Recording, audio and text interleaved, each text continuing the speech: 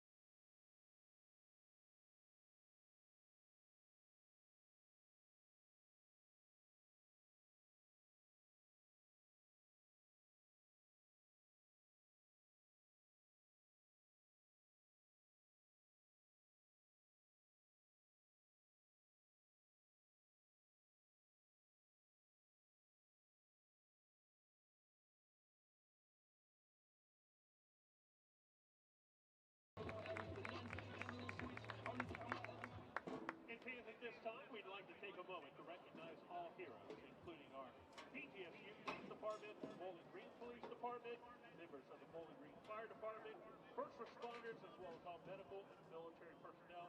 We thank all of you for your service. And at this time, we'd ask that everybody please rise for presentation of the colors. Our colors are being presented this evening by members of BGSU Air Force ROTC, Detachment 6-4.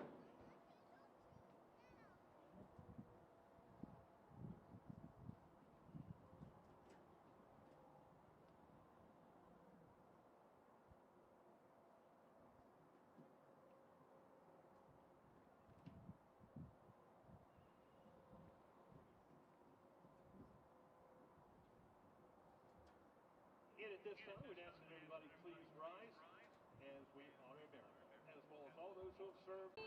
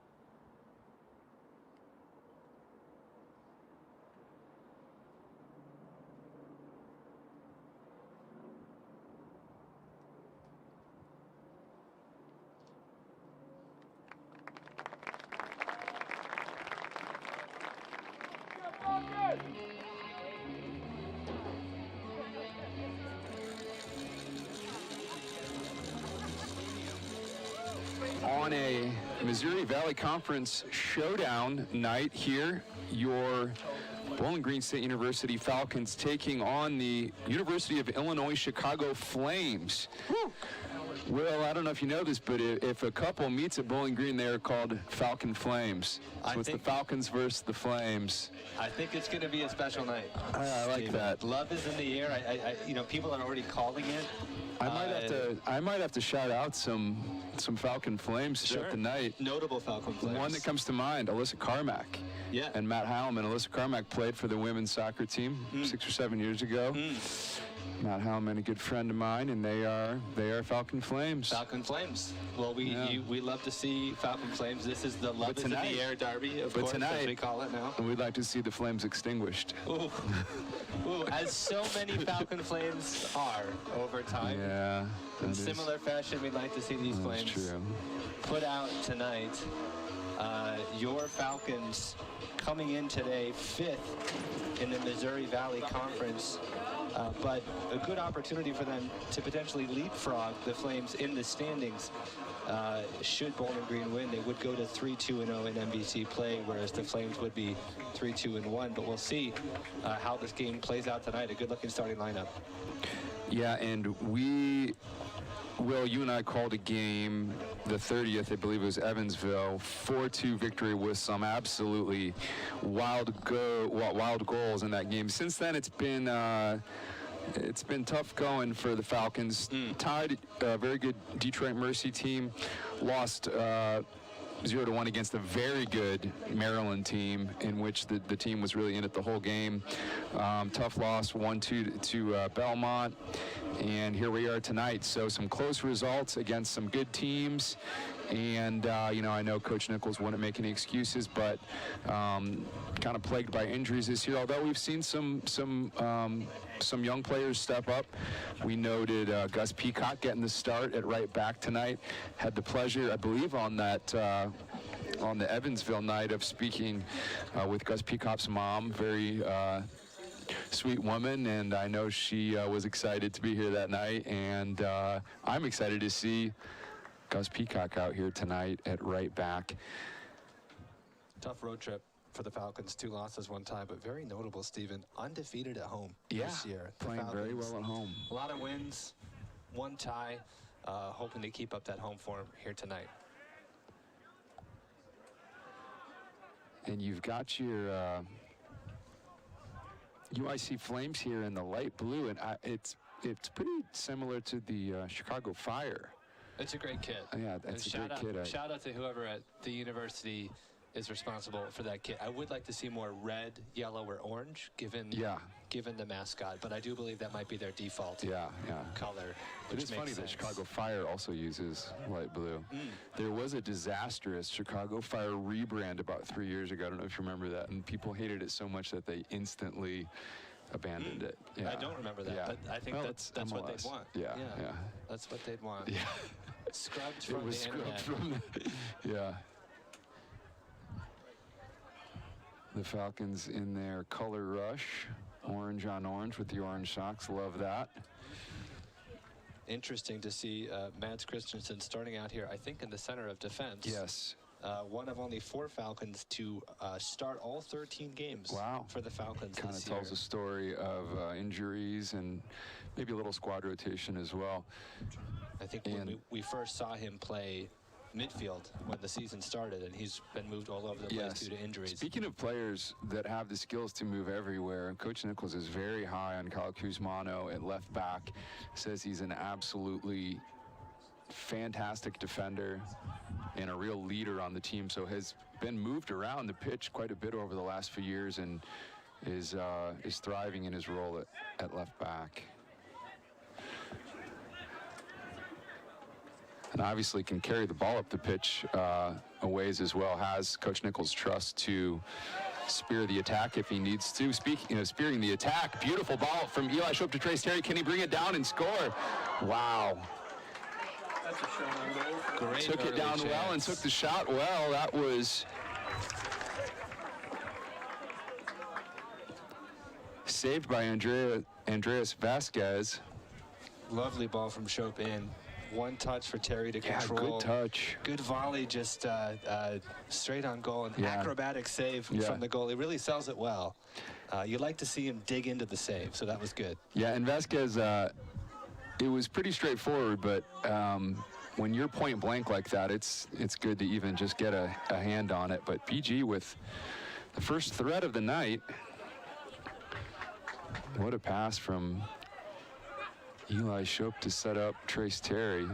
Trace Terry, another one of those 4 Falcons to have started every single game this season. Steven, if you had to guess, who do you think the other 2 might be? One is easier. Eli Shope.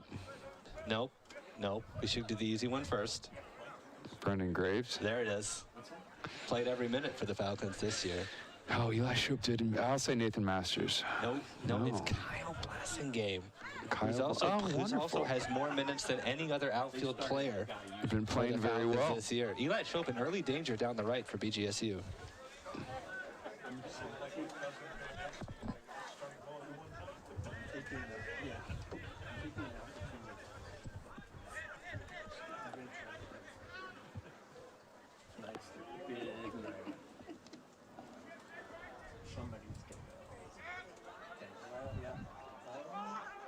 In a dangerous spot. Ooh. Masters able to pivot and get a lot of strike on that ball. BG looking dangerous early.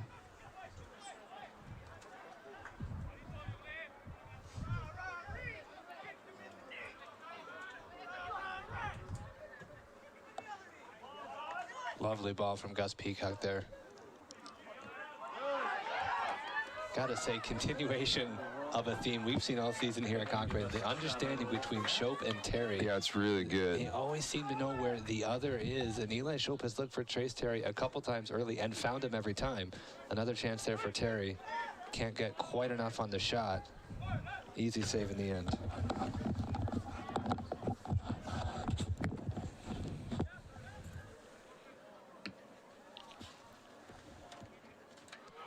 Steven, I love these punts from the Flame goalkeeper. They're almost knuckleballs when they're going. They look great.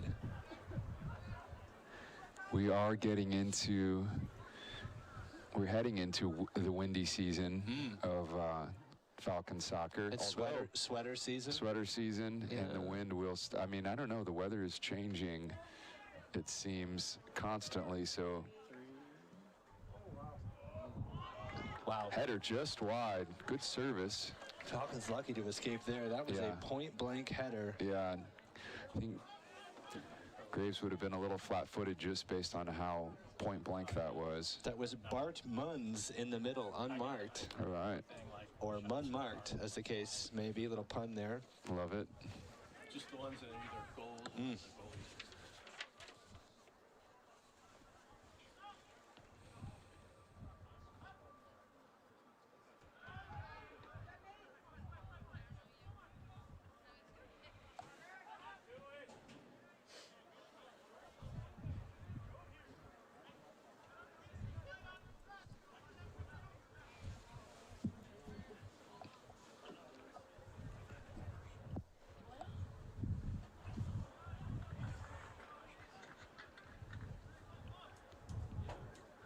So Bowling Green with the early chances, but the Flames strike back with a header that goes just wide, and BG's defense here will get organized quickly, and as Christensen will head that ball back to Graves.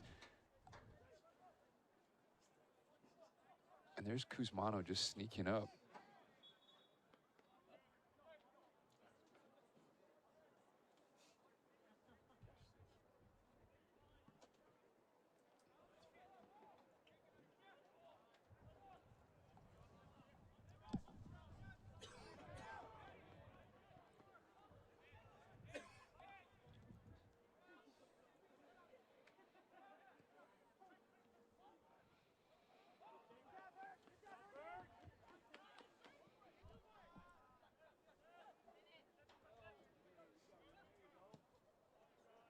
Peacock will play that long diagonal ball.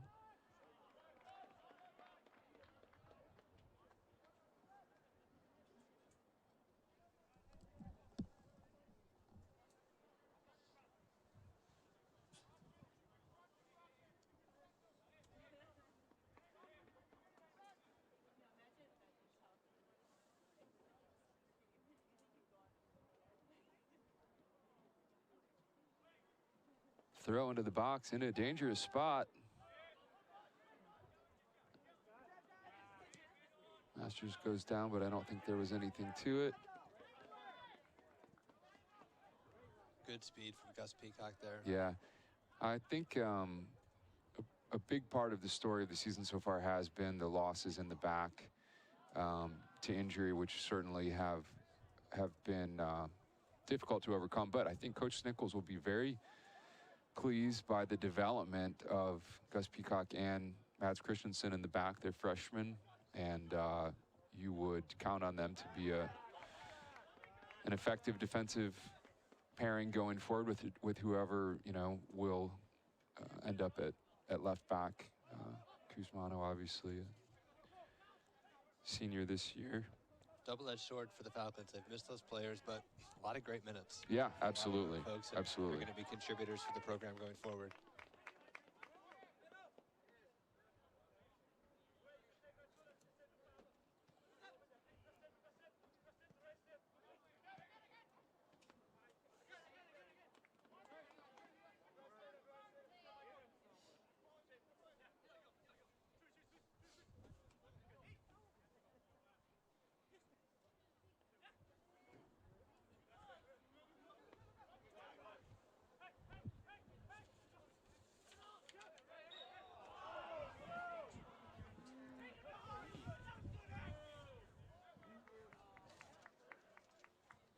That was taken quickly, and I believe on goal. It was. Trying to catch Brendan Green. Yeah, not going to happen. He says, thank you, we will take that and restart play.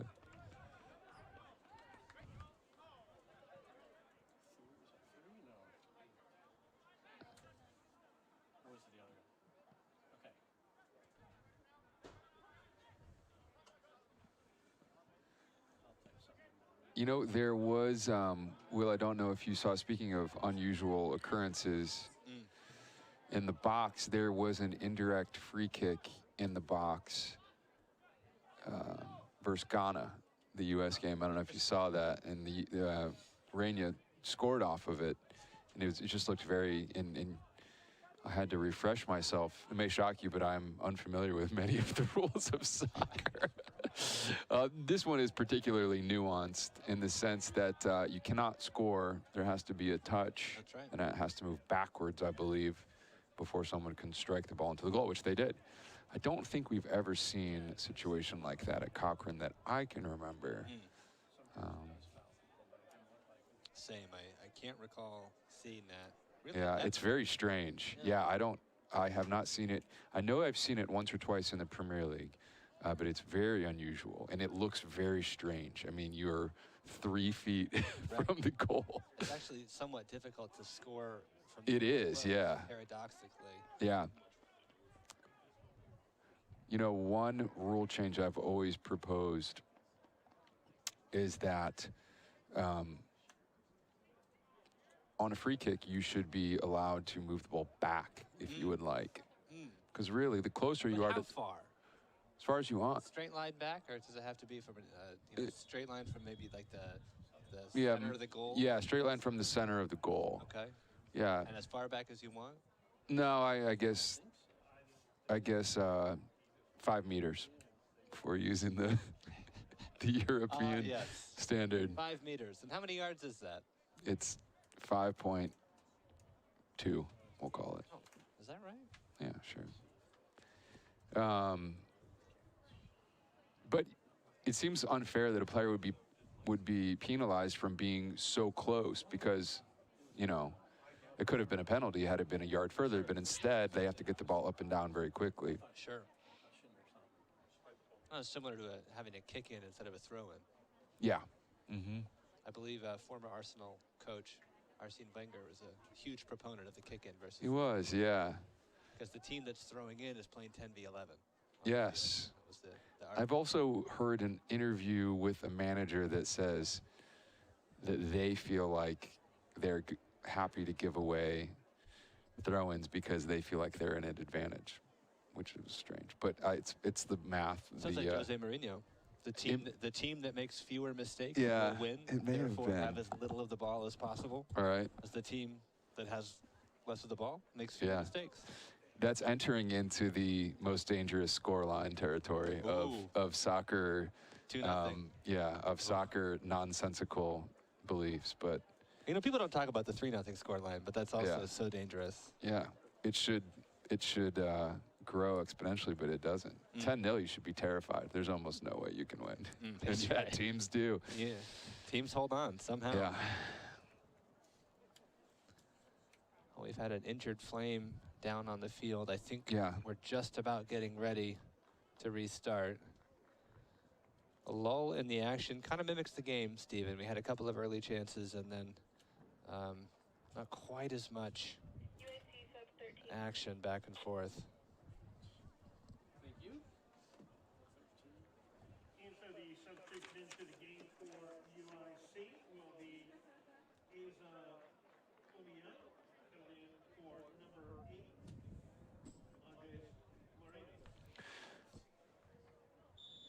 Andres Moreno will go off injured. We trust that he is well, hopefully just a knock, and hate to see any of these student athletes go down. No, we have been affected by injuries ourselves here at BGSU.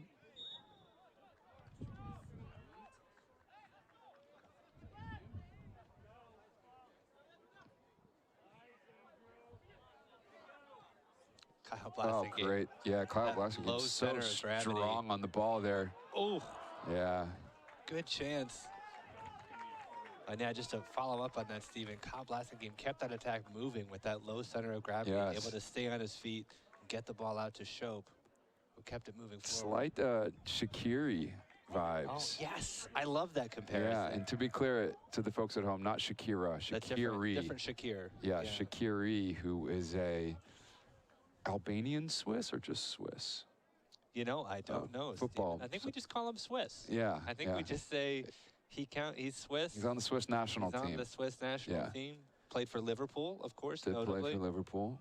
Came to the MLS, I think maybe for, Steven, I think he might have played for the Chicago Fire. Call me crazy. I think he did. I think he did. Yes, brought it back full circle. Yeah. Dangerous corner kick for the Falcons. Can't quite find a head on it. Nathan Masters did so well to keep that alive. Oh, yeah. Ball comes down to Terry. He's not able to keep the shot down. Skies it over the bar.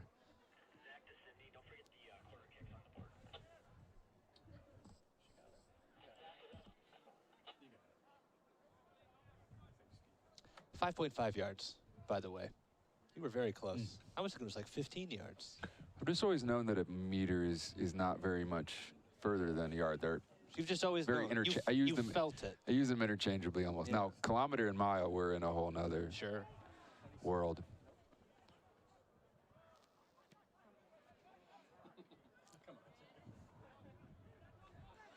The press is on. Beto with a nice header. Some high boots out there, but they're fully stretched. Fully stretched. Ooh, dangerous to have. Oh, my. The Flames escape with some... Probably worth bringing up, Steven. This is that time of night when one of our favorite natural phenomenon happens. The condensation out there. It's going to start affecting play. It's going to get slick.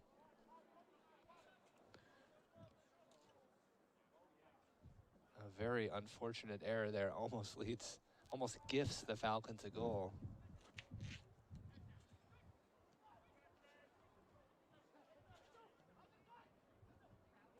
Oh, nice little interplay there between Beto and Blasingame, and Shope puts the wheels on and just cleared, but really nice piece of play through the middle of the park. That was very creative.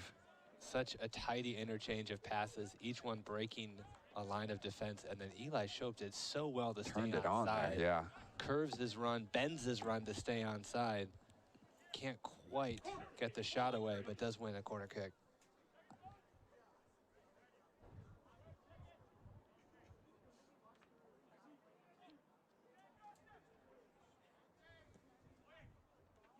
Ooh. Oh, just over. The ball knocks around in the box. It comes up, ends up with Schaefer, who had a chance to side foot that into the net, but can't keep his effort down. Again, the ball sails over the bar. Falcons definitely with the best of it so far. Falcons starting to hover.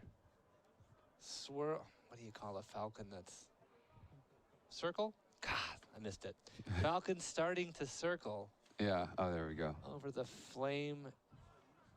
But not too close to the flames. Not too close to the flames. The analogies fall apart pretty quickly. They do. God, what beautiful control from Schopp. You need someone to connect with. The attack slows down just a little bit. Tries to give and go with Masters, but not on the same page there.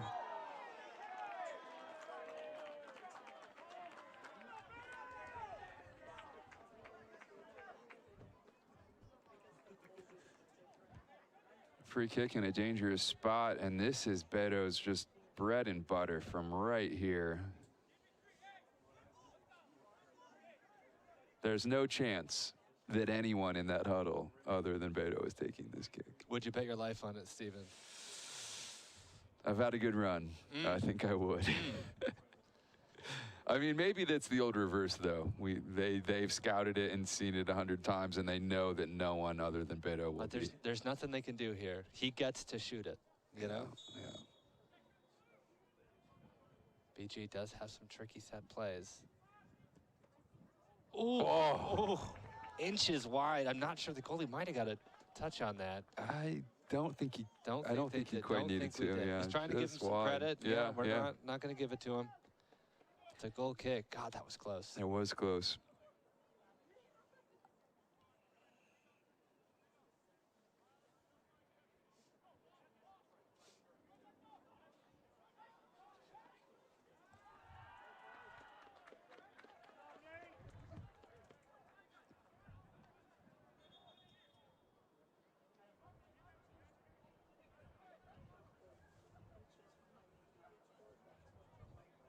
BG building some momentum here.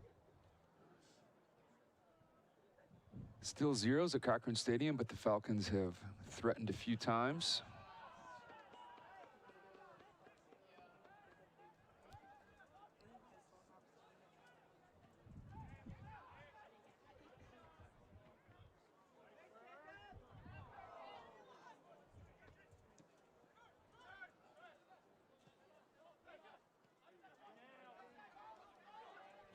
Well done from Gus Peacock there.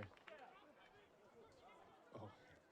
Fortuitous few bounces and ricochets there, and the Flames in full attack, and well, Flame attacker calling for a handball. Ref says I didn't see it. And Steven, I don't know that there's much doubt that it did hit a Falcon hand there. That was Joshua Torres, I think, for the Flames. Does really well attacking down the left, gets a shot away with his right foot, trying to beat Graves at the far post. It hit something. Yeah. And it looks like it might have been a hand. It would have been harsh on the Falcons. That was point blank range. And as I think I've said on this broadcast this year, I have no idea what the handball rule is anymore. Yeah. It depends on the year and the league. Natural and the competition. position and yeah. So in MVC play, I don't know if that's a handball or not. Yeah. I don't know what a handball is anymore, but certainly it may have struck a hand there. It's times like this that not having, you know, VAR may be a blessing more than a curse. We can just say, you know, it's point blank, play on. Well, the VAR's been getting so many things right. Oh, gosh. So. He says sarcastically.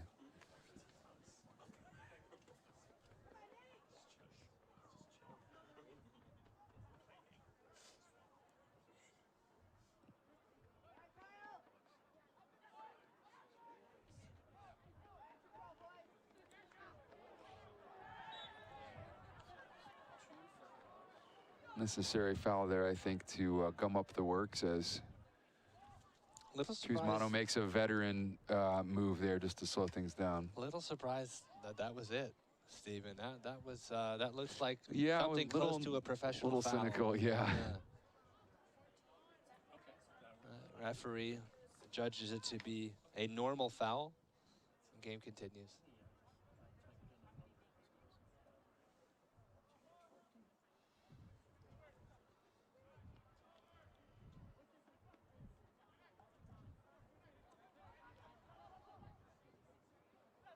Nice ball over the top.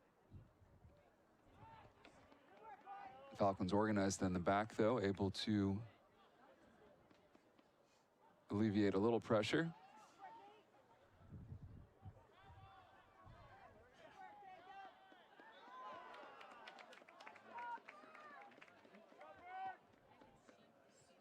Bit of a frustration foul there, and taking quickly, Shope needs someone to join him. Oh, Terry is almost there. Yet another moment where Shope looks for Terry. Almost inch perfect, just off. No, there wasn't a lot there. No. But what was there, they took, and they almost scored. And I think Eli's starting to realize that if no one's there, then Trace will be there momentarily. Yeah. He can cover a lot of ground quickly. He's coming. Yeah. Trace Terry looking to become Brace Terry for the second time this season. Yes. But no got to get goals the yet first. here today. Yeah. Yeah. A few half chances. As they say, you can't score a brace. Oh! There you go. Eli Shope. Halfway. Woo! Halfway to his own brace for the Falcons. Quick turnover in possession leads to a through ball to Shope, who does not hesitate and does not miss. A tidy finish. Jake Bergen with the assist.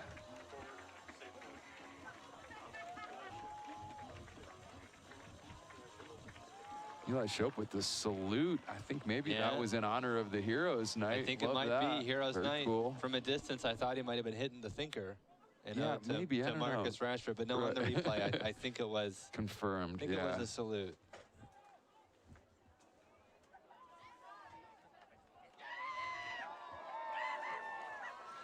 We got a packed house tonight. They're excited for some free t-shirts after that goal. Don't forget, we've got some games left here at home Friday. The 27th. The 27th. You and me, buddy. Missouri State. Missouri State. Leading the MVC. Yes. The namesake. Bowling Green goal scored by number 11, Eli Shope. Assist on the play, number 18, Jake Bergen.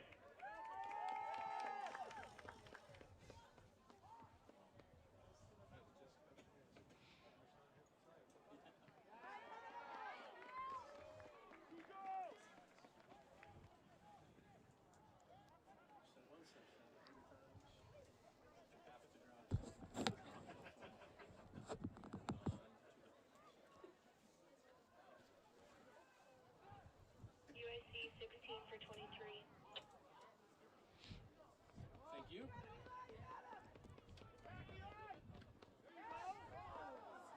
UIC will make a substitution here shortly.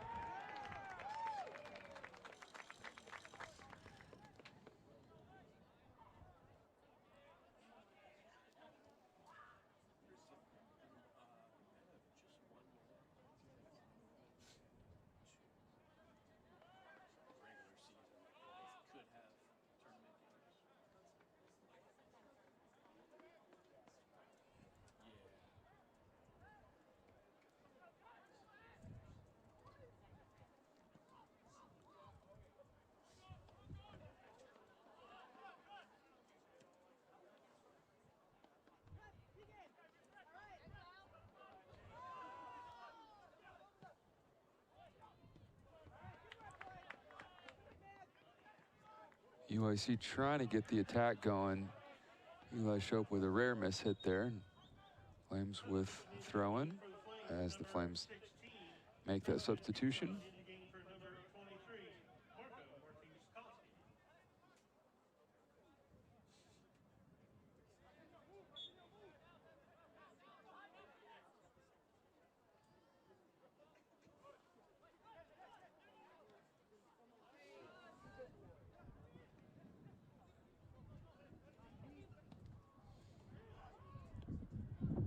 Graves will come out, no problem. UIC really hasn't been able to find that threatening final ball. Not a rhythm. Yeah, not a rhythm. Haven't been in rhythm tonight. They've certainly created a few chances, don't get me wrong. Service has not quite been there from the middle of the pitch. Once they are in possession, though, as they give the ball away rather cheaply again, but then recover and oh. Nathan Masters with a lovely scorpion kick, I believe. Kind of a half scorpion. The half scorpion, yeah. You know, sometimes they say the half scorpion is even more dangerous. Yeah. Maybe the half scorpion is just the friends we made along the way.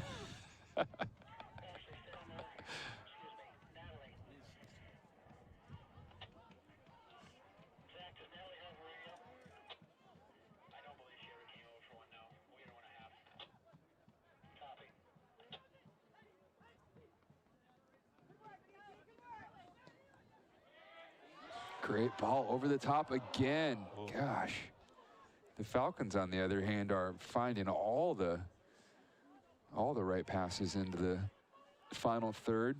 Finishing hasn't quite been there tonight, but the attack looking potent. Well, earlier we talked about Eli Shope bending his runs. Both his goal and that last chance there, he just sprinted through the middle. Yeah. Graves has to come and punch that out. Go out for a Flames corner, but needed some serious intervention there. Well done.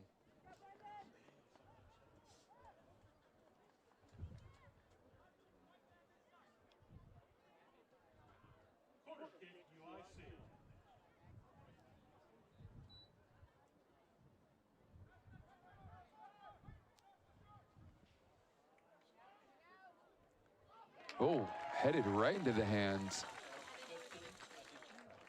of Graves. That could have been tricky to handle.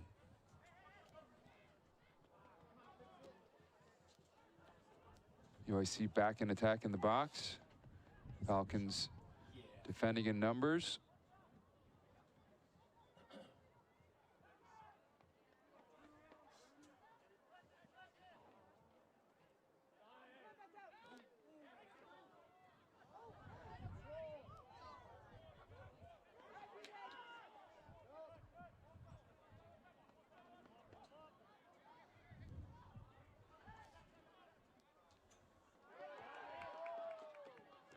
Oh, great ball. Eli Shope, though, with some work to do. Ref says no foul. Sounded a little worse than it may have actually been. Ball took a couple of strange skips in quick succession there.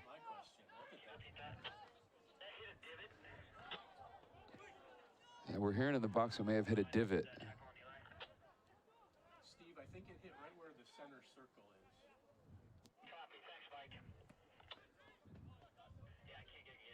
Now, is a divot, you know, the piece of grass that's been removed? Is it where the grass was, or is it both? That's interesting. Oh, no. And disaster strikes as Brennan Graves just slips under. Well, we're just talking about the grass. Yeah. That was 3 moments in about 60 seconds. Yeah. In which the ball took unexpected skips. Hop right over the foot. Seen that a few times. We saw that earlier at the other end for the Flame goalkeeper as well. It really did look like the ball just jumped over his foot. And what can you do there? We're going to see a replay. Yeah, it looked like he more just hit it awkward and it slipped back over his foot. But obviously... we're going to blame the divot on that. Yeah, we'll blame the divot. Here the Falcon faithful clapping, cheering on. Not that he needs it. He's a veteran. He's dealt with some goals back there before, but that was a frustrating one because BG's been playing so well and he's been playing so well. I thought his distribution tonight has been fantastic from the back and has set up a lot of those attacks quickly. So he will rally back from that. And Falcons, though, need to find another goal to get back on top. 17 minutes left to play in the first half here.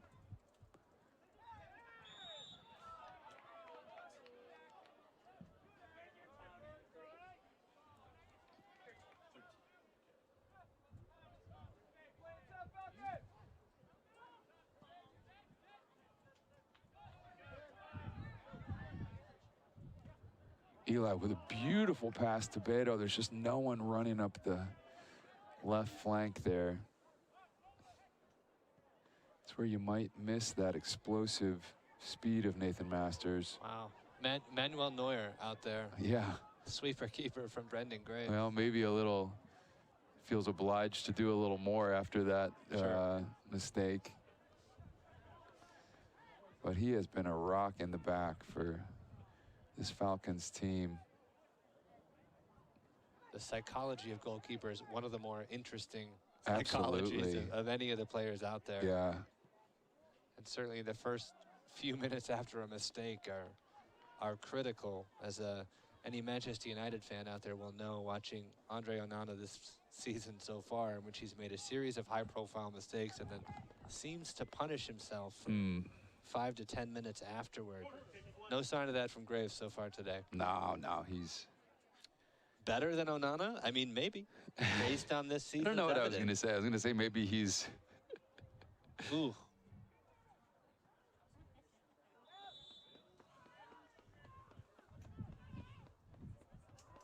Oh, yeah, and someone took an elbow on the lower back there and is writhing in pain. Graves did not take kindly to that, as I think he was front and center for the action. Given that they're jumping around, I'm guessing it's a knee in the back. Yeah.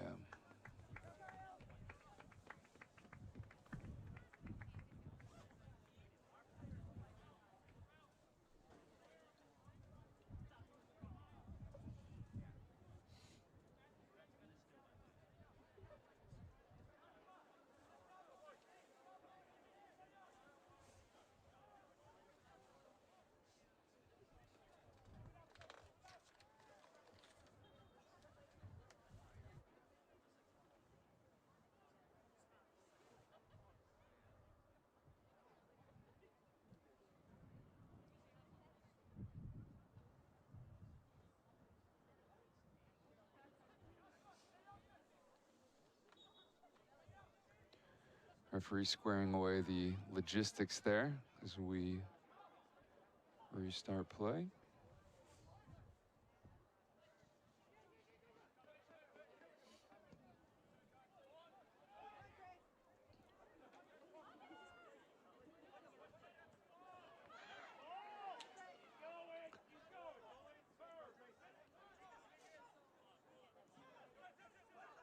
And Will, from a BG center back standpoint, how tempting is it, like we just saw,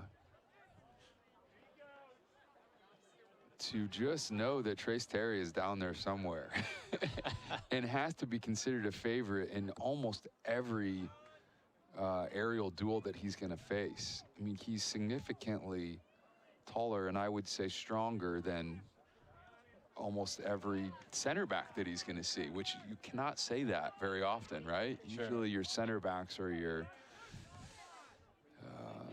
some of your strongest, tallest players, but well, and Eli Shope, no slouch either. If you get that yeah, ball forward, there's extremely strong. Decent chance one of them is going to win the first ball. And if they miss the first, they're so tenacious, there's a good chance they'll win the second. Yeah, absolutely.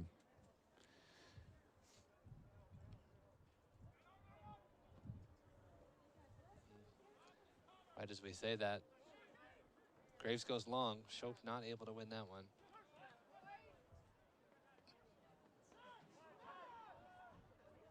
I think 4 headers in a row.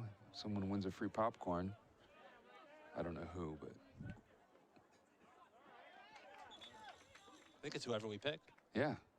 Substitution into the game for the Falcons, number 22, Anthony Hernandez. In the game for number 7, Kyle Blassinger. Anthony Hernandez making his first appearance at the game here for the Falcons. Yeah, he is, and you've really liked what you've seen on the pitch from him, haven't you, over the last few games that we've called together or that I've listened to you call? I think he's been fantastic. Yeah. So he's a young player who's a good example of someone who's going to get more and more minutes and grow in the program.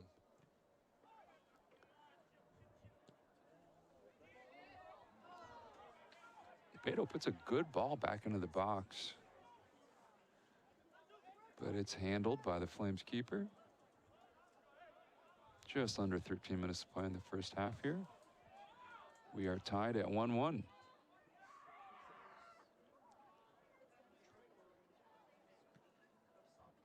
And, you know, Stephen, 1-1 feels like a fair score line. Not too much between these teams. Both have had some chances. I think on balance, BG's had the better of the play, but Yeah. There's been opportunities to score for both sides. Yeah.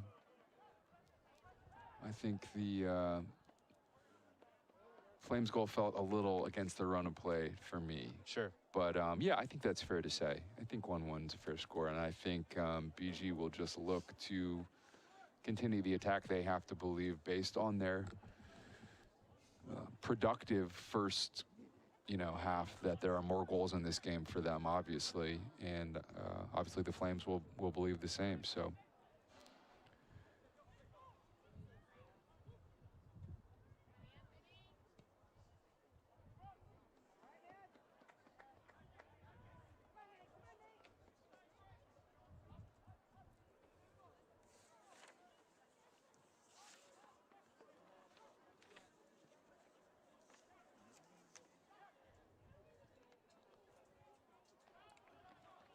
Good deflection there off a promising Flame attack.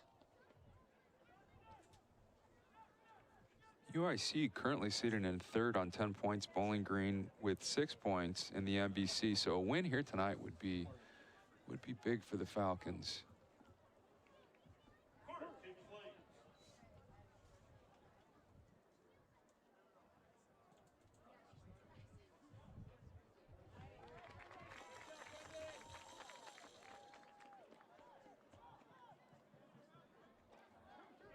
Graves again with some really special distribution. Just puts it right on Shope's foot. Oh, and Shope just rolls a ball.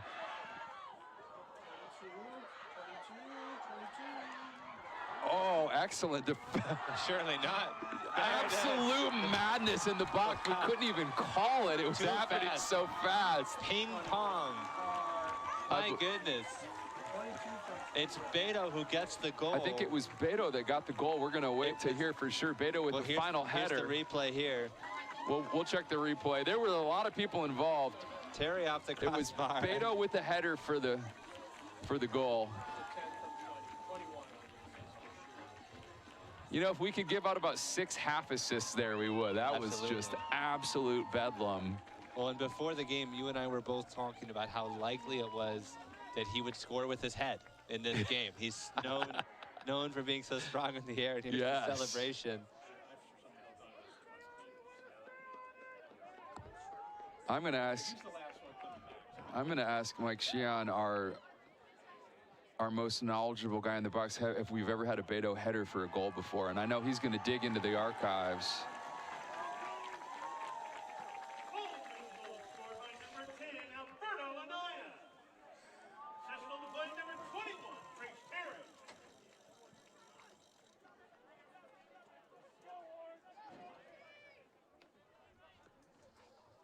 On the hockey assist on that goal coming from who else but Anthony Hernandez. Yeah, there you go. Taking the extra touch in the box to go around the goalkeeper, keep the attack alive. It ends up in the back of the net.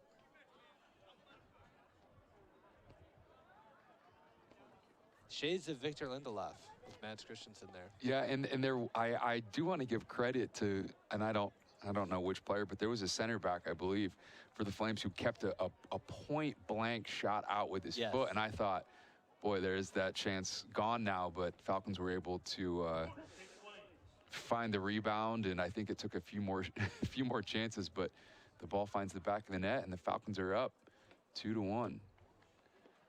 That one will hit the top of the netting. An Olympico there. Yeah. You know, early in the broadcast, Stephen, I did say that I would like to see the Flames in a predominantly red, yellow, or orange kit. But of course, a blue flame burns hottest. I read that somewhere. Yeah. Is that true, though? And isn't that appropriate for Falcon Flames? Yeah. So there's something right. There's something right about that blue kit. Yeah.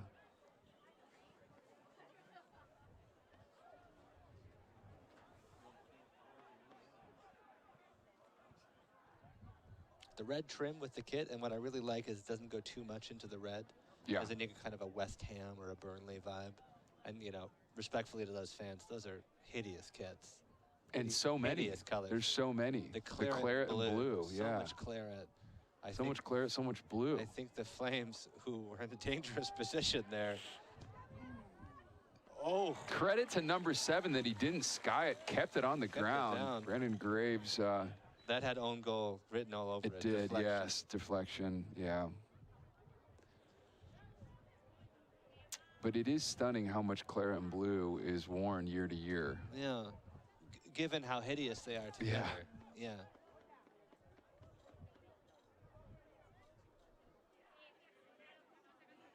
There's Burnley, West Ham, and then Aston Villa is claret and blue also, right?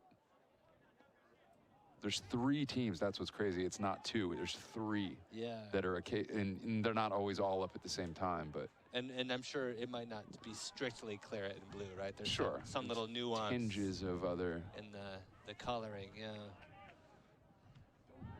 Well, UIC Beta will take one for the team there and deflect that. Yeah, Trace Terrier. Very hard to dispossess. Falcons now just need to maybe have some possession here. Maybe, you know, BG has not switched the field very much this game. Have you noticed that? Back through the defenders, they've pretty much progressed up whichever flank the ball starts on. I'd like to see them just own a bit of the ball. I'd like to see that cross-field bomb. Well, we saw one. We saw one that didn't quite hit, but.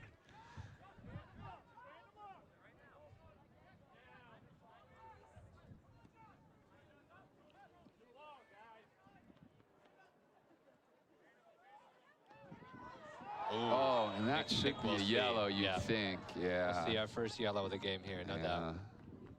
Nice tap there from the player as down. Well. That was a goal if that doesn't happen, so I think he's got to take a yellow. Professional foul. Yeah.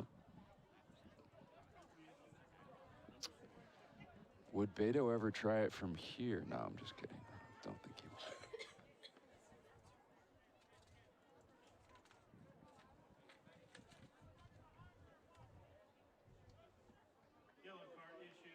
UIC number 4, Paul Brock. Mads Christensen over the ball.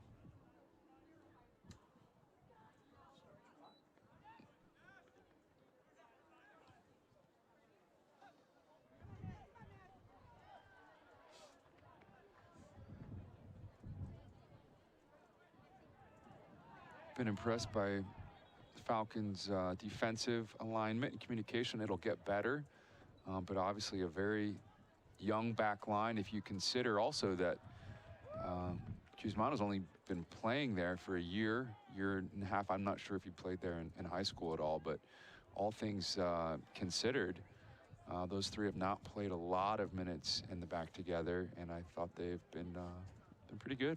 For a group of players who are maybe not defenders, they're doing exceptionally well defending. Testament to Coach Nichols and the coaching. Good ball in. Schaefer. Oh, beautiful. Oh. Beautiful little movement with the ball, and then just can't quite put the shot on target. But wow, he set himself up for the world there. He saw beautiful. He saw the 1v1 opportunity, did not hesitate, went straight at him. Puts it beautifully, shifts his weight, puts it onto his left. Can't quite keep over it.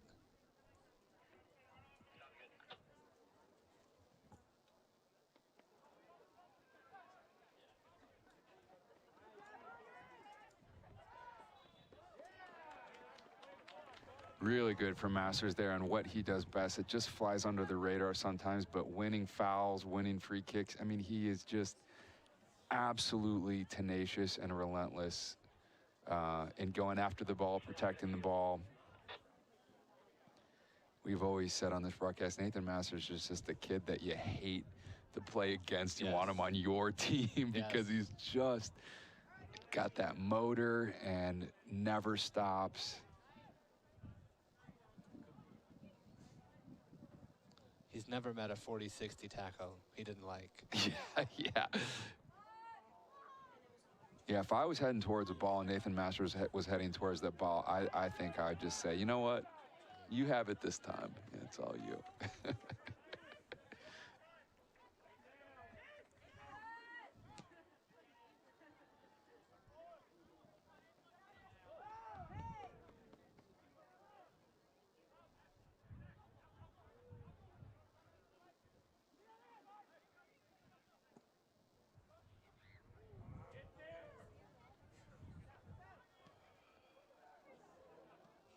Oh, and almost a ricochet there, but goes wide. I think that was off the chest of Mads Christensen, doing his job, protecting his keeper there.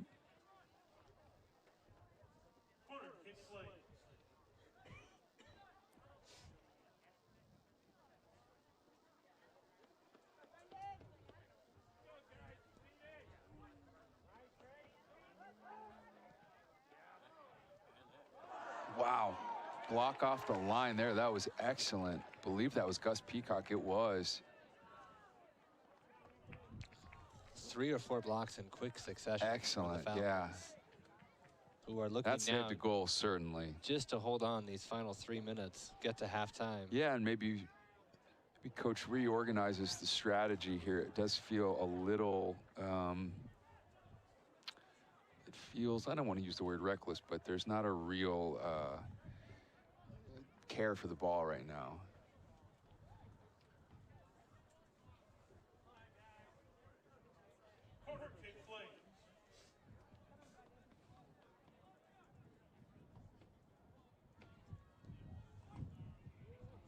Sent in low, there's some chaos in the box. I think that'll be a foul against UIC.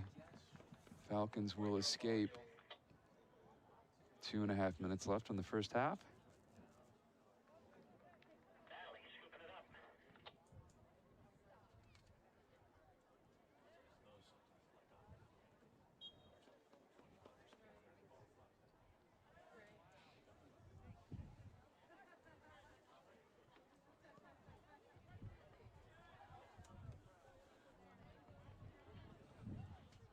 Well, you know, we mentioned the pivots and maybe, or the pivots, the divots. And maybe we will get an update at half on the divot situation, divot gate. But I have to say, the grounds are looking fantastic. The pitch looks fantastic this far into October. And the crew does a great job keeping it green, keeping it playable. And hats off to the excellent grounds crew here at Cochrane Stadium. Yellow card, I believe, will be given for dissent on number 3. I assume that's for dissent. You know, my only hesitation is to wonder, Stephen, whether it's for, there was a UIC player that went over in the box, certainly in real time, looked to go over easily. But given where the yellow card's been enforced, I think you're right, is probably dissent. But I think it does relate back to that moment.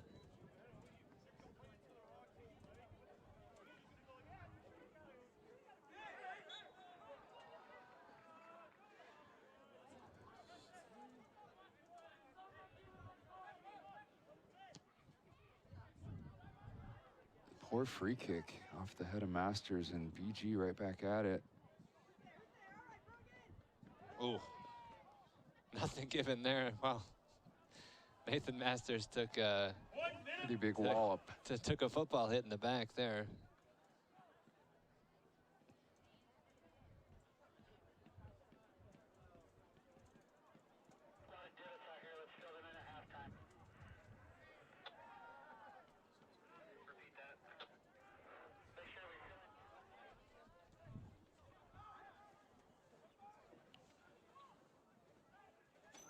I think we were cut off from saying it a moment ago, Stephen. If I already said this in the broadcast, I apologize. But you were right to highlight, you know, we are in, I don't even know what today's date is. I've forgotten. It's October, what, 18, 20? Yeah, 18th. Who's to say? Field looks great. Yeah. This time of year, this part of the country, they've done a great job to keep it this green, this fresh, this late in the season. 9, 8, 7, 6, 5, 4, 3, 2, 1. And that'll do it for the first half here. Your Bowling Green State University Falcons lead the University of Illinois Chicago Flames 2-1, and we'll be back after halftime.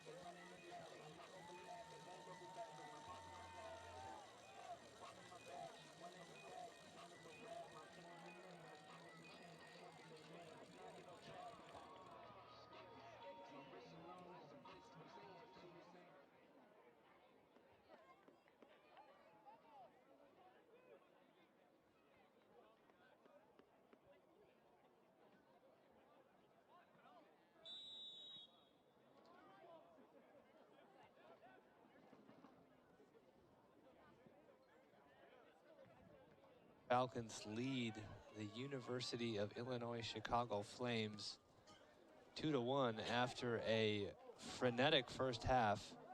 Back and forth, lots of action and lots of goals.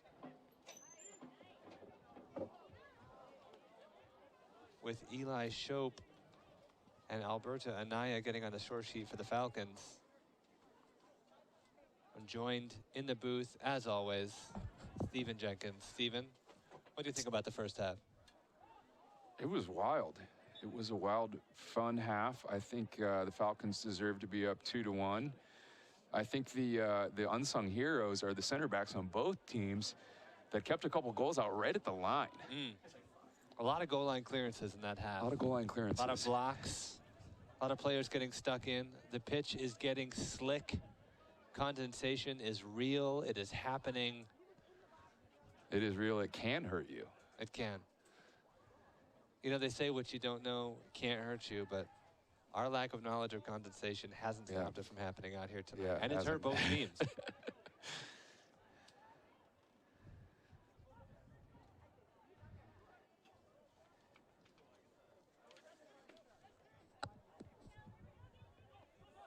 Bowling Green press is on. That ball will skip off Cal Kuzmano for a flame throw-in.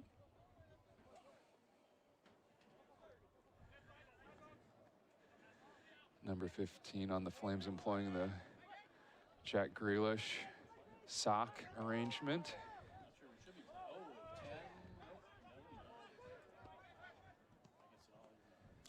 Following up on a point from the first half, Stephen, Manchester City in the light blue occasionally put a little bit of red in their kit. They Recall. did, yeah, a crimson, yeah, if you I think will. last year's kit, eerily similar to these Flames. Yeah. I think that's what was bothering me.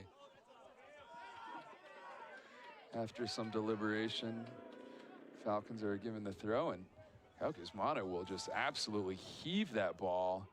Shope was hoping to find. Shope just muscles the defender, but that will go for a goal kick, I believe. A little bit of afters here.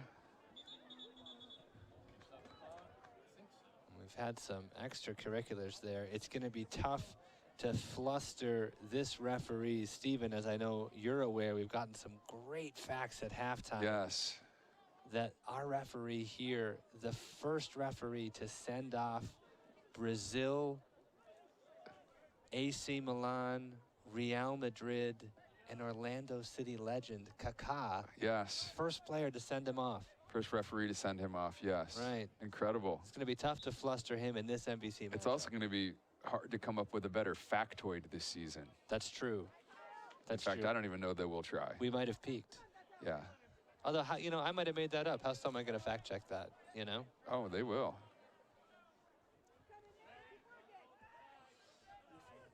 I remember that somebody's favorite player is Kaká, a very good player. I think it could be. It's probably any number of players. Yeah, for some reason he was a very, and I know he was a great player. I think he didn't really live up to his potential. But we don't know who he is, to be clear. Wait, who?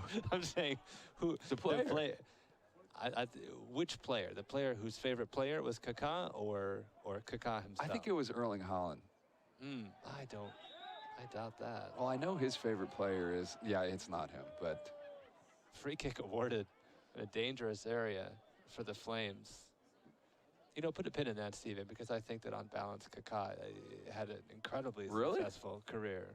If you want to fault him for beginning so early and his body aging out. That's true. You know, we can't all be Cristiano Ronaldo and LeBron James, yeah. LeBron James.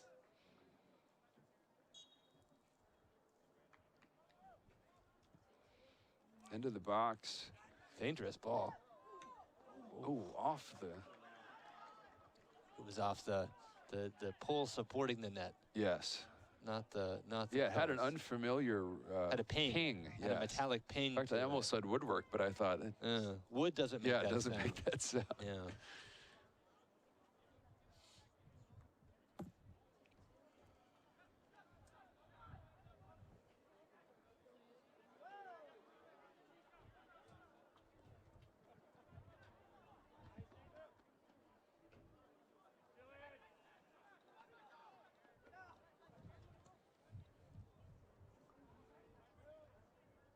Brennan Graves just takes it to the edge there. Great spatial awareness. Keep that ball out of trouble.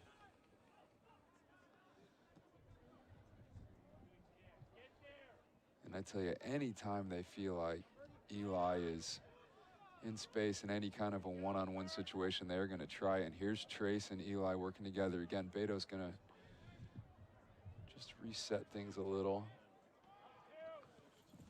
Wow, good idea.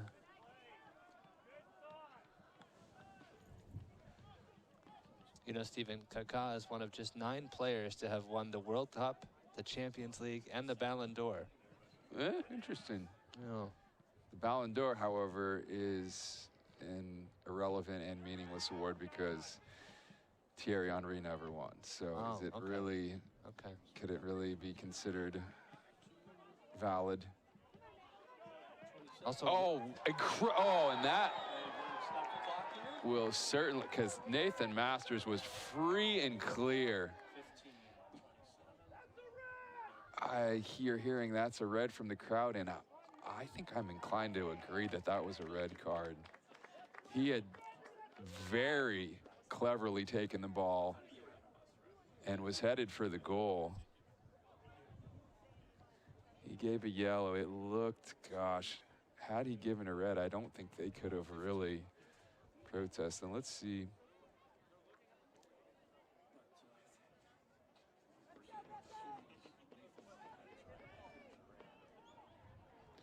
I mean, he was free and clear on there. I don't think there was anyone ahead of him, and he was just straight in on goal. a couple of Flames defenders now on a yellow.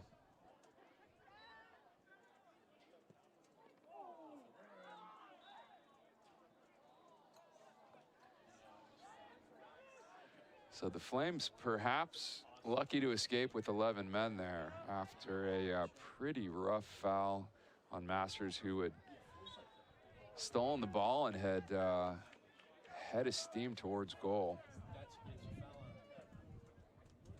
It is starting to get chippy out there, Stephen. There is a lot of bodies coming together.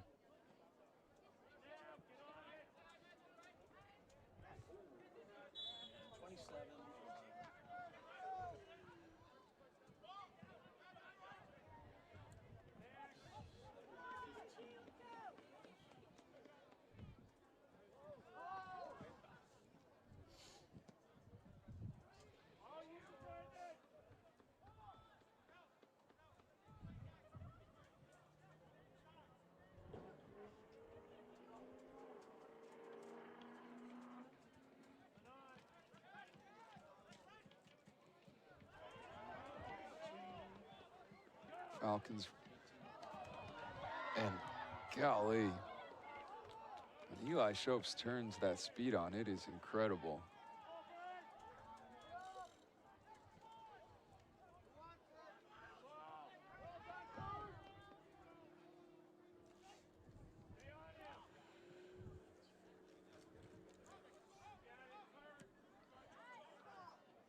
Cusmano does really well to redirect that ball up the field. Masters can't quite keep it going, but Kyle did a great job there.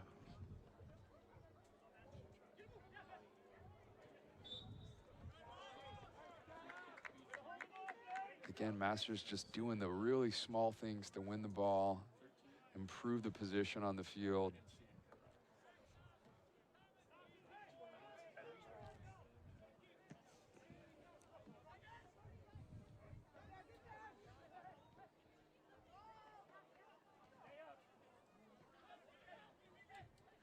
Just like to see us switch the field here a little bit.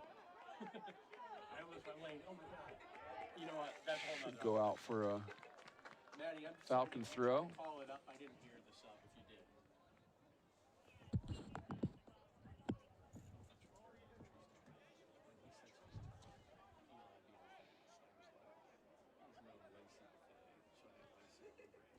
Corner kick, ball free. You know it's true. He's sort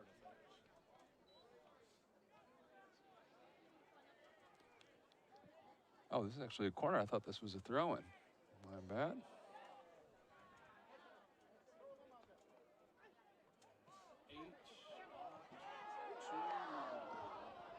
Pandemonium in the box. Shope just hits that outside netting, but it takes a deflection first, and it will be another Falcon corner. Ball just pinging around, can really go anywhere. It really has been chaotic for stretches of play in both boxes. We see some Falcon flames coming together right now. Yeah. No love lost there, as there's some wrestling, and the referee really with a making himself known tonight, as he's certainly not talking about his experiences refereeing Kaka, but instead giving some stern advice on what he expects from this cluster on the corner kick. He's just staring at him as the ball comes in. Yeah, no surprises there. Free kick immediately given. You know, Stephen Kaka really in that generation of players, just unfortunate to be so good at the same time as Messi and Ronaldo. Yes. I mean, without them, I think he would have won a couple more. That's what I was thinking. Individual accolades as well. Yeah, I think so too. 2007 is when he won his Ballon d'Or, of course. Who won it in 2008? Ronaldo. Cristiano Ronaldo, of course. And then it was just Messi and then Ronaldo it was Messi forever. for a while, yeah. And they gave it to Modric that one And then time. they were like, here's a curveball, Modric.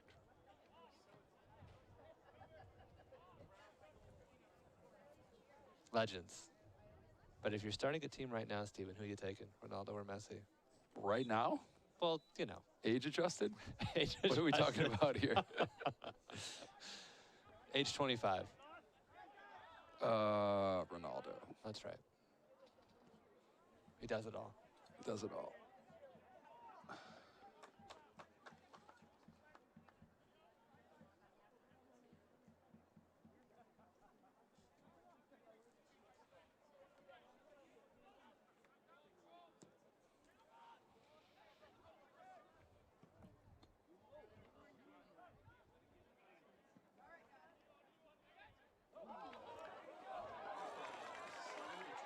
Trace Terry pounces on a mistake, and we'll look to center it up to Shope here.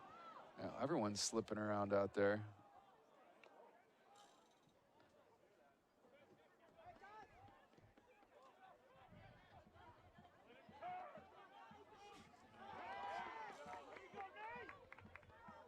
Great ball from Shope. Beto.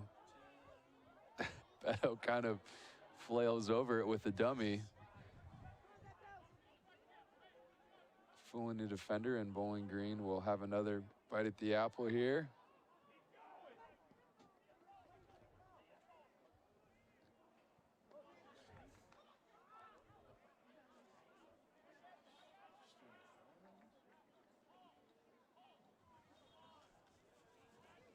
It's getting a little chippy out here, and you'd expect that. This is a Missouri Valley Conference game. This longtime NBC I almost said rivalry. conference again, Yeah. but yeah, you only say it once. You like to see the rivalries start to Develop. form. And this Right. Love is in the Air derby, I think, is going to be a good one going forward. The Falcon Flames. So just doing some quick maths, if this result holds, Bowling Green would be tied, depending on other results, of course, around the conference with Belmont at 9 points, just one behind UIC for third. With a game in hand. With a game in hand. Actually, yeah, with a game in hand, that's correct. That game in hand, I think, being Drake this weekend. That closer at home to Missouri State. That's a tasty game. At Those Drake. Boomer Bears. Boomer Bears. Okay, Boomer Bears Okay, coming Boomer to Bears. town. We're going to make that joke a lot. We're going to make it a lot. And these Gen Z Falcons looking to take it to the Boomer Bears. We'll workshop it. Do we know what state Missouri? Do we know what We do know city? what state. We do know what Do we state know they're what in. city Missouri State is in? We do. We're learning. We're learning as we go in the MVC. It's a journey. Certainly, it's in the Missouri Valley. We're still learning here in the NBC. Springfield, Missouri. That makes sense. A lot of Springfields.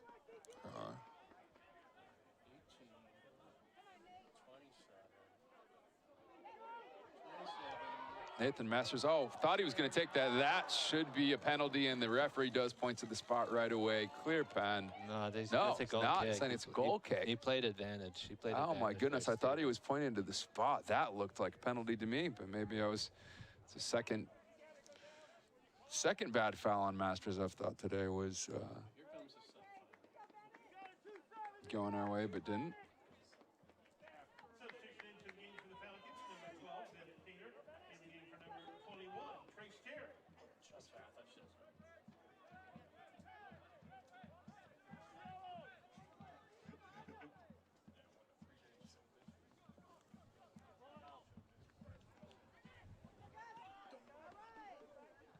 Stephen, this is our first look at Bennett Painter in person coming on to spell Trace Terry. I believe we have seen him here once or twice before.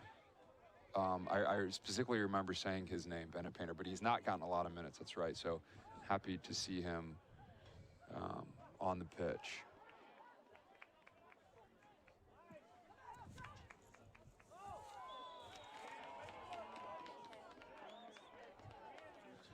Foul from behind there called the UIC Flames.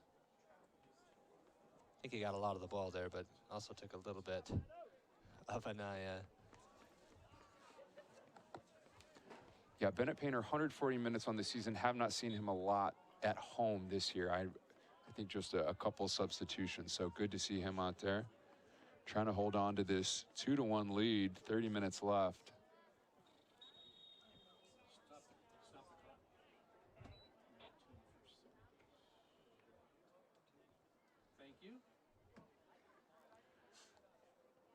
Referee very active tonight. If I had to speculate, Stephen, I'm guessing he's given a warning to Anaya saying you're going to need to take these kicks a little bit faster going forward. Yeah. But that is speculation.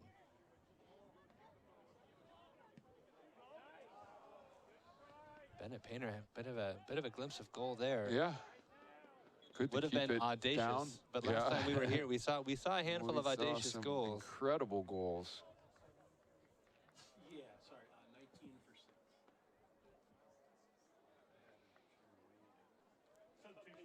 I believe it was Andrew Schaefer with one of the sweetest goals you will see at Cochrane Stadium. And that 4-2 win against Evansville. Trace Terry for me, Stephen, the turn and shot, that was a great goal. Phenomenal goal. Falcons hoping to find a few more here tonight, really put this one away. Stop the clock. I can hear you guys.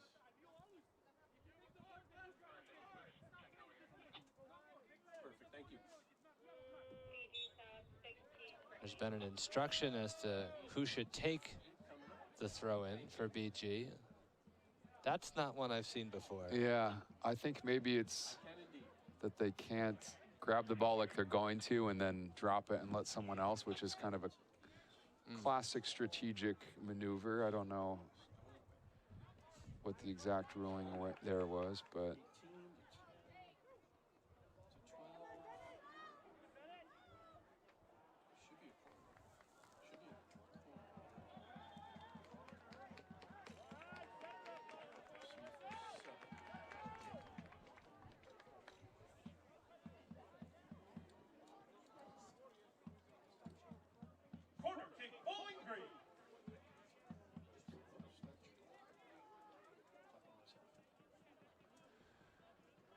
referee again just peering into the scrum, making sure there is no funny business going on. It looks funny the way he...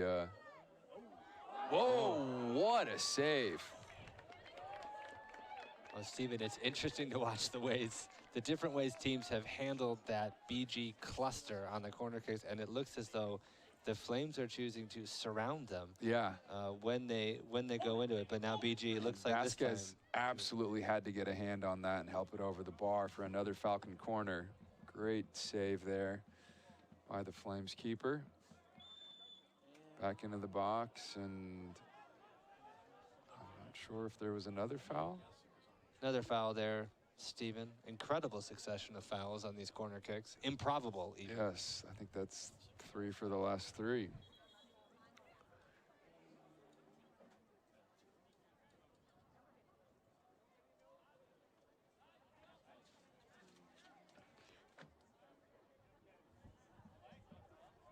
I can't say that I've seen this much kind of direct refereeing between periods of play at Cochrane before. It's a lot. But You know, every referee has their own style and their own way of a referee, running the game. I like a referee who's in constant communication with the players. That is good. And let Setting them know what the expectations. expectations are. Exactly. It's true. It's true. So I like that in a referee.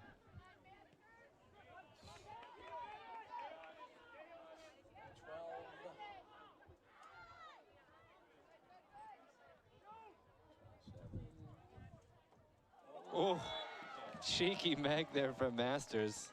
Yeah, and Bennett Painter set that up by really charging down and taking that ball. Great from him. Already making his presence known on the pitch. This will be in a dangerous spot. Beto walks over and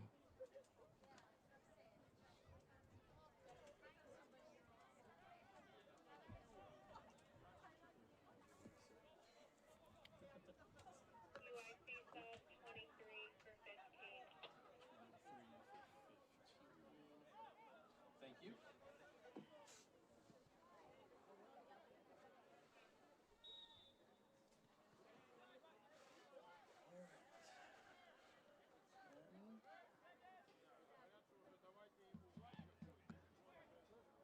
oh, and just off the target, probably missed by 2 feet.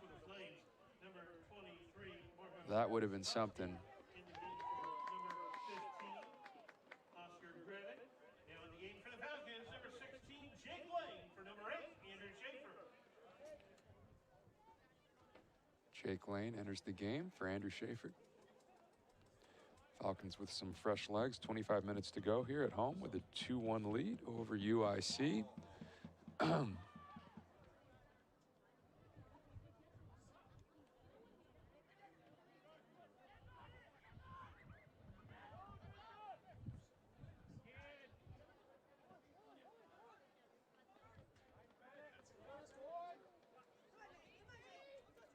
Flames now with some promising attack.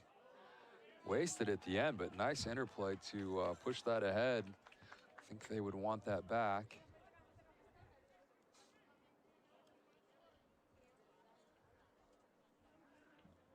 Play has been transpiring largely in the Flames' final third for the last 10 minutes or so. The Falcons have not been able to find the back of goal, but have been successful in really keeping possession down here as they attack again. It's been just a few embers down here on the Falcons side of the field, but Steven, that's all it takes. If you don't put out the fire, Yes. the Flames can come at you. I was worried that you were heading in that direction, but I appreciated it. Bennett Painter will deflect that out for a UIC throw-in.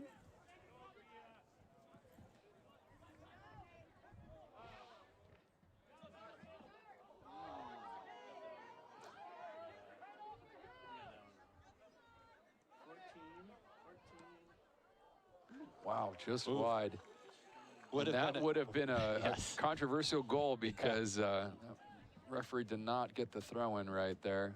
Dear listener, we are right here, and we can tell you that that was not the correct call. Difficult one, certainly. Yeah, helps when you're in the booth. Yeah, helps when it's about just not that far in front of us.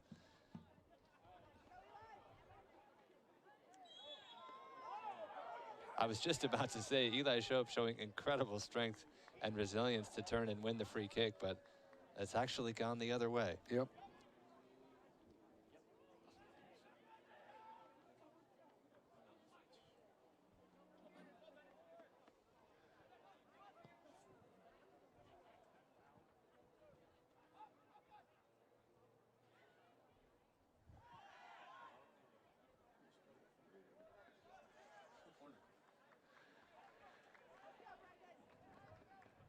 We've seen a few of those. Seen a few of those rogue hands, Stephen, tonight, but I think it's been very consistently called to play on. Another one there. And ultimately results in an advantage for UIC. Yep. The corner kick. Into the box. And Stephen, there was Wanted another one there. And there was another rogue hand there. Let's just do honor system. If you meant to hit it, then That's you right. just tell the ref. Oh, Brennan Graves comes out with authority there. Veteran presence in the back. And just says, I'll take that. I'll be having that.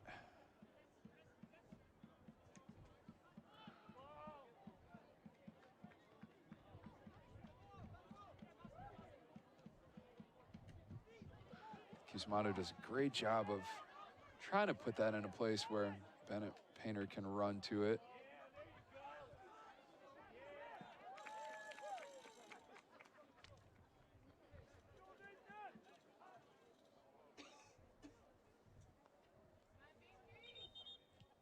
BG sub 21 for 12 and 8 for 27. Thank you. Trace Terry and Andrew Schaefer back onto the field for BGSU.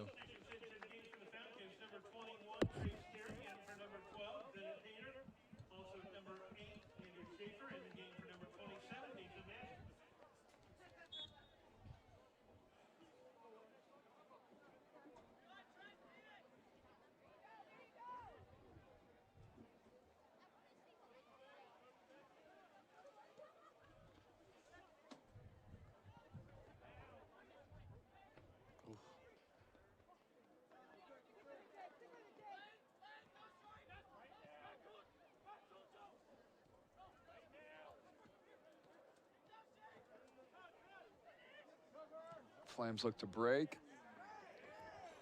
Just another attack that kind of falls flat before it even starts for the Flames. I think some of the ideas on their runs have been good, but just the pass, not there.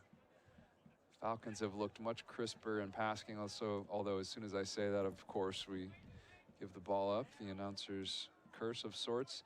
This will be light work for Graves. I think it's been really good on distribution tonight.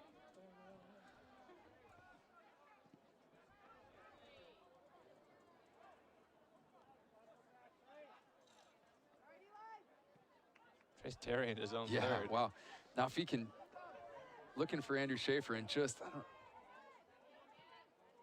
plenty of Falcons, but kind of getting their wires crossed as everyone heads into the box. Oh, Eli with a beautiful, beautiful dribble there.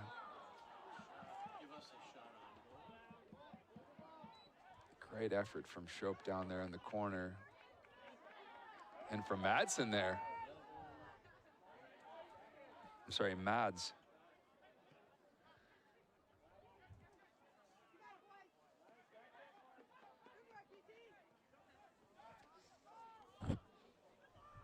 I thought that back line looked really good tonight. Only goal coming from only goal coming from just a kind of a bad bounce, slip over the foot for the Flames. I think Falcons defenses looked pretty steely in the back. Eli Shope with great first-time control there. Oh, yeah. Fizzes that shot across, but can't find the far corner. In fact, I saw 10 or 12 heads in the stands jump at once they thought it was in the net. There were a few who thought it was going to ripple the net.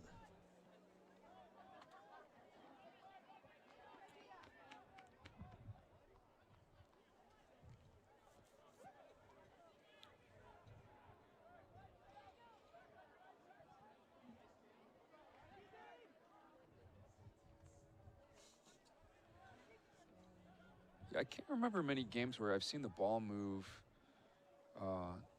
left to right less. It's not a game where we've switched the field up very much. And I don't know if that's down to tactics but it's, Falcons have maybe not felt the need to, explore. I think this second half has defied rhythm for both teams. Yeah. That's a good observation. There's been less movement laterally. And I think from my thinking, when you've got a lead, you want more of, not all of, but a lot of the movement to be lateral, because you're then in possession, right? You're forcing the opponent to be out of shape a little bit. 19 will catch that. Cusimano there declines to even touch the ball. Yes, I don't think you could. In part responsive to the instructions from the referee. Yeah. Says, if I don't touch the ball, you can't be mad at me. Yeah. And see here, this is a great example where I would have thought about switching the field there. Sure. But maybe Coach Nichols has him trying to be more direct.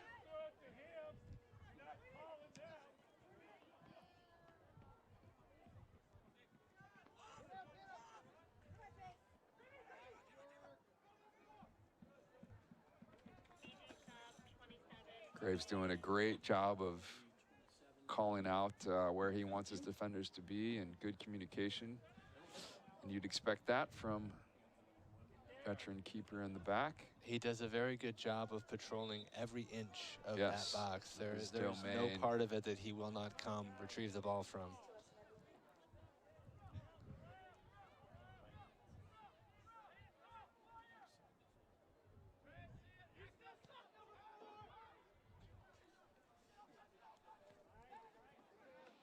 Falcons in full voice tonight. Happy to have our home supporters here in numbers. Just to remind you, these games are free, family friendly. Oh, we've got an injury. I think it's Beto. I'm not sure. Hey, Maddie, if you could confirm, I'm not sure who he gave that card to. We may have had a card for dissent. Okay, thank you.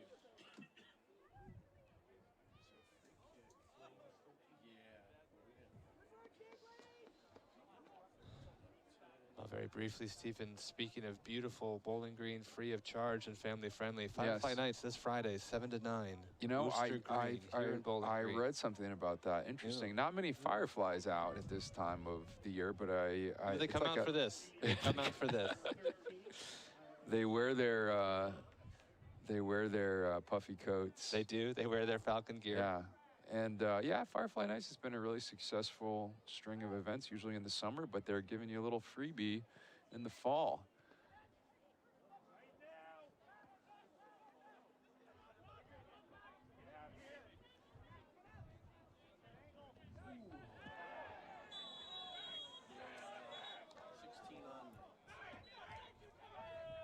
Jake Lane goes on a little hard on the tackle there. May have needed that level of attention as the Flames were moving pretty well. And no complaints from either side? Yeah.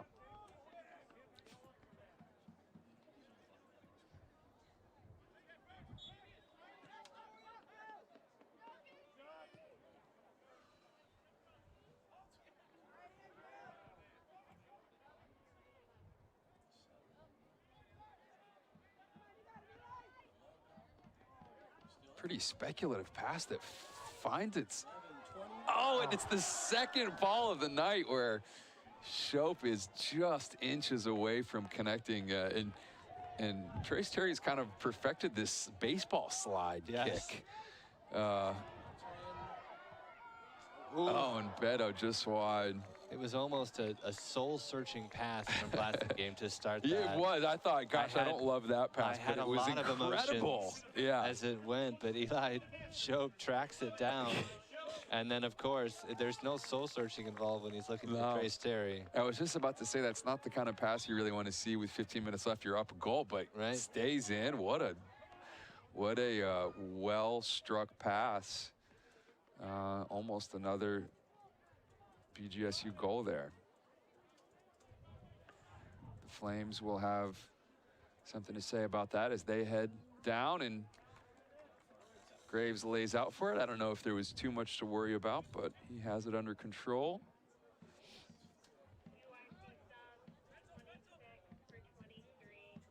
Schaefer will try to play a very sneaky ball kind of around the back of the defender as that ricochets and hits Nathan Masters in the head.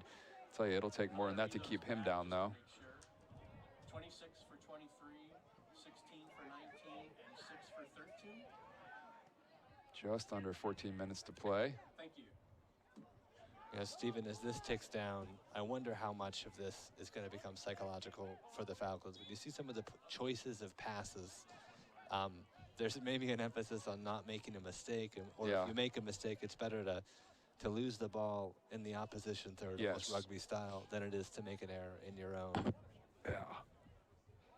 And this is a young team. This is not a Falcon team that is full of seniors. There's pockets of veterans, but yeah, there's a lot of players that will not have had the experience. Oh, what a ball! Oh, what a beautiful touch! What a goal! And I have to say, I think Nathan Masters really deserved that. I think he has quietly had just a fantastic game in multiple facets. And what a beautiful touch. It just had to be perfect. We just talked about you needed to have players keeping their heads and making good decisions. And Nathan Masters, cool as you like. Thoughtful touch. Do we call it a dink? It was a dink. I think it was a beautiful. Dink. Yeah. Fantastic. What an important goal in a conference matchup at home to take us up 3-1. 13 minutes left. Little bit of a fantastic cushion. Yeah. But just like 2-0, Stephen, 3-1. One of the most dangerous I was hoping you wouldn't say that. I'll take it. As the flag flies for that goal.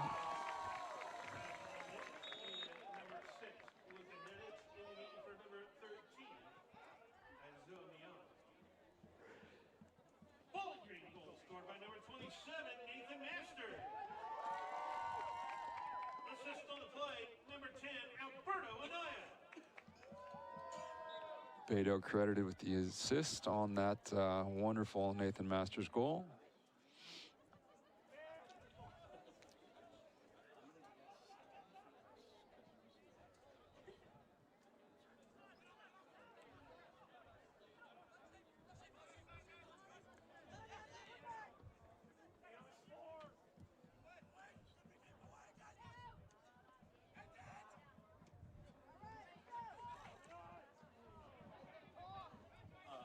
Also at the goal at the very last second, BG subbed in 11 for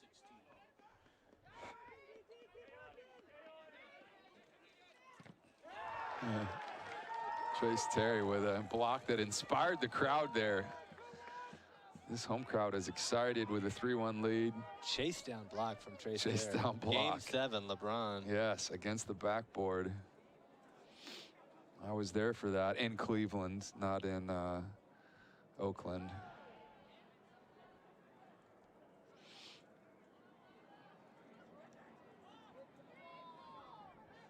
What would you like to see from Bowling Green in these last 12 minutes? Business as usual and just trust the process, or do you want to park the bus? It kind of looks like that's the plan now a little bit.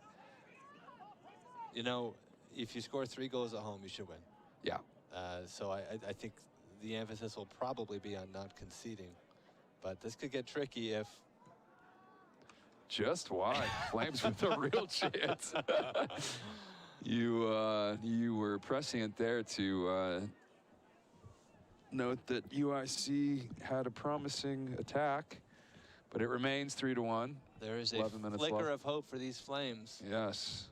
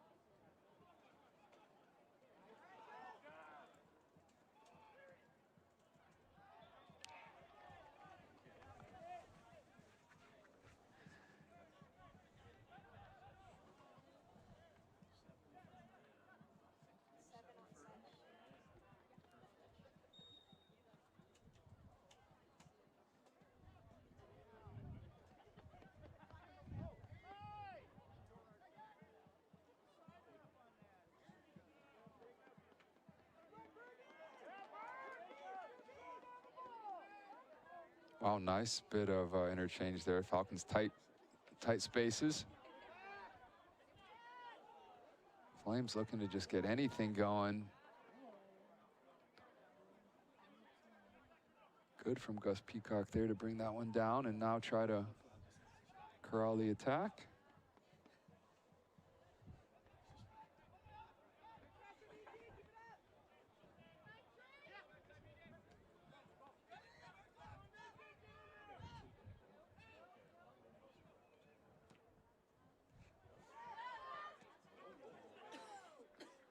Cleared by the Falcons, but the Flames now have had several promising looks in the Falcons box.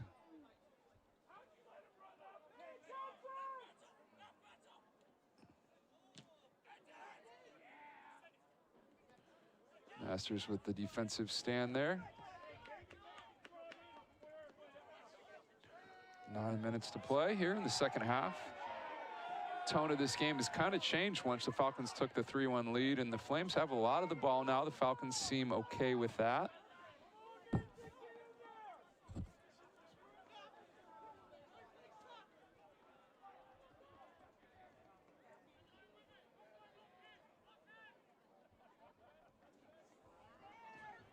Nothing on there as Beto was kind of waiting for the ball a little further back. I think it was a run expected there.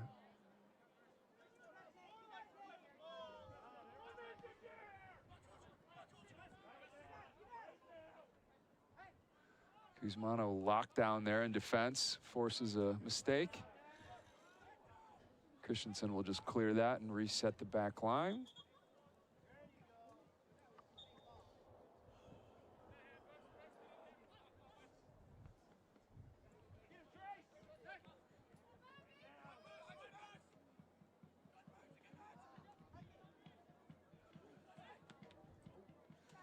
UIC just looking for anything, really not. But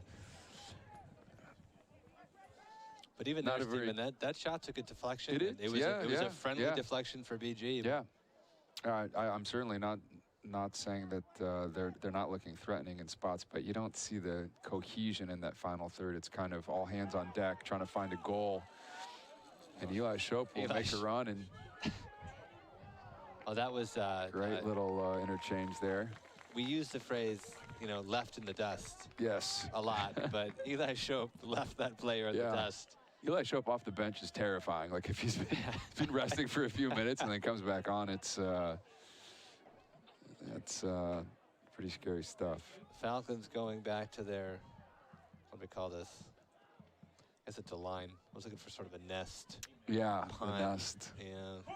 I think it looks like a high school photo where everyone lines up in like hands on waist like kind of a thing. Yeah. I call it the high school photo like prom, lineup. Yes. Prom photo.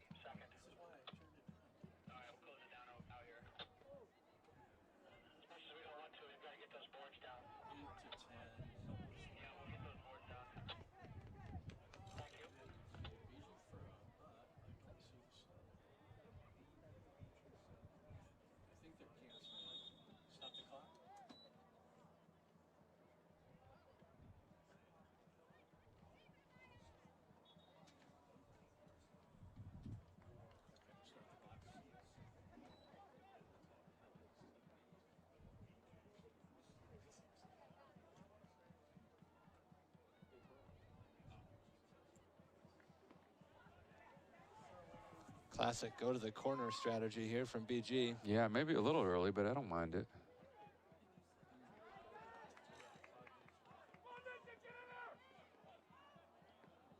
Masters in between 5 defenders there and able to pick a pass. Eli Shope is spending a lot of time with his ankles in the chalk outright. Yeah.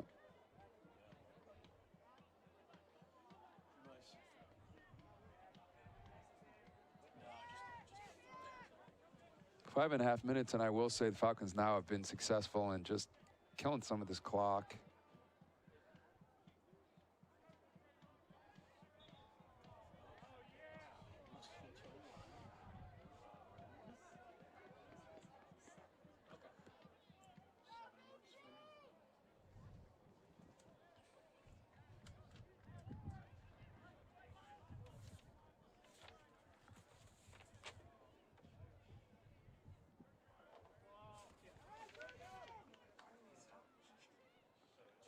Oh, good ball.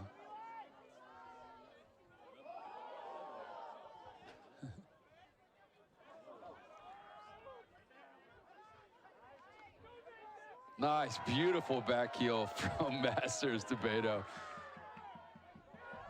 Oh, and Eli Shope wanted in on the goal action here. That back heel was something special.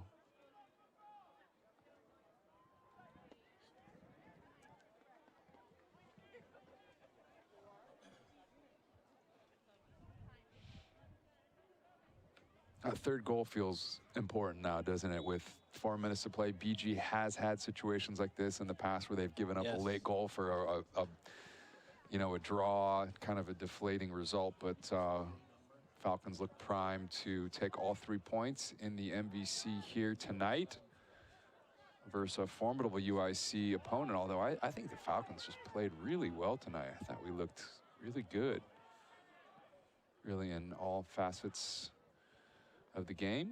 Certainly they'll feel good going into that away game at Drake. Yes. This weekend. And if they can... Wow, another defensive intervention at the line. That is the theme of the night. Could be the 4th or 5th one we've seen.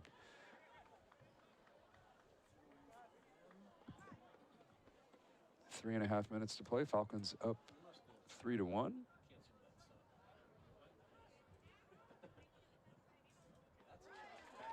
Handled by Graves. Customarily within the last 5 minutes, he will fall onto the ball, as is his right as a goalkeeper.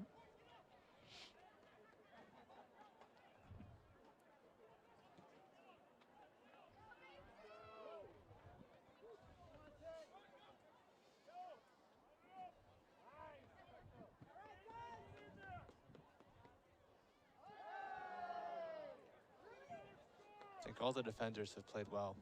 Yes, right, Steven? Not I think just so too. Not just the goal line clearances. Yeah, all around.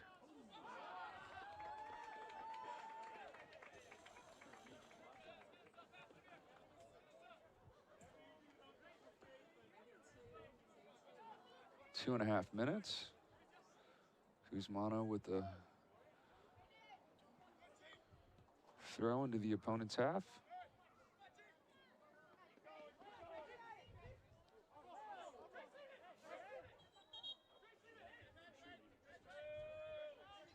We are just 2 minutes away from what will be a first for me, Steven, which would be a first game here at Cochrane without a single offsides call on either team. There was one. With just a single offsides call from I will verify. Team. Was there one? Are you sure? Yes. Yeah, there was one. Ooh. Oh, not far off. Mike, we had one offside tonight, right? Yeah. Yep, just one. A questionable offside decision that many are calling egregious. So really... But yeah, not many. Not many, yeah. Corner kick, Bowling Green.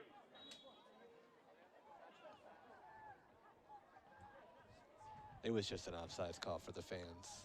You know? Yeah, It one for wasn't the a real fans. They'll be issuing a statement later saying how wrong it was. Oh, Beto skips through. Wow. I don't know how physically that ball could have gone in unless it had a severe curve inward, which is possible, I'm aware. Or a divot, yeah. Under a minute, and we are cruising towards a big win here at home, Cochrane Stadium.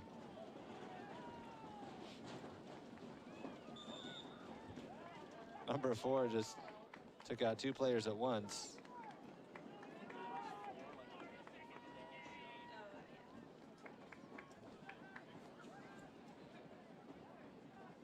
The bleachers are rumbling as the Falcon faithful cheer on their Falcons to see this out. It's a 2-goal game, so 26 minutes left.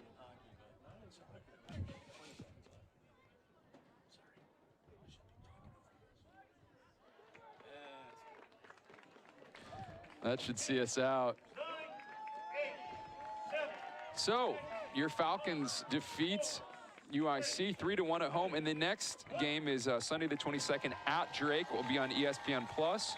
And the game after that, Will and I will be back here at Cochrane against Missouri State, located in Springfield, Missouri.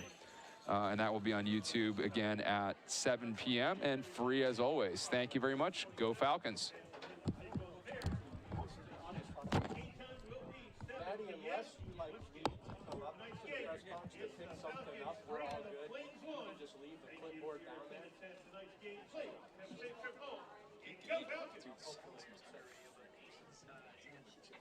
Okay, thank you. I think so.